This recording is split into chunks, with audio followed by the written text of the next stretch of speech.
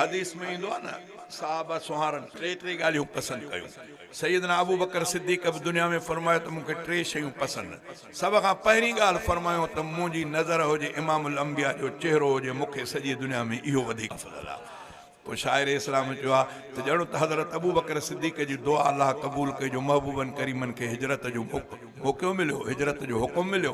3 ॾींहं 3 रातियूं महबूब करीम सां अबू बकर गॾु पे अबू बकर सिद्दीक़ मुस्तफ़ा जे चेहरे अनवर जा दीदार कया। चे अन-नज़र इला वजहक सिद्दीक़ जी हसरत थी, अल्लाह कबूली ऐं महबूब जी हिजरत थी। अन-नज़र इला वजहक सिद्दीक़ जी हसरत थी, निकताब मुहाजिर थी मक्के खां मदीने ॾे। निकताब मुहाजिर थी मक्के खां मदीने ॾे। काफ़िर बि लॻी कढ पिया, काफ़िर बि लॻी कढ पिया, पर कुफ़र जी ज़िल्लत थी। अन-नज़र इला वजहक सिद्दीक़ जी हसरत थी।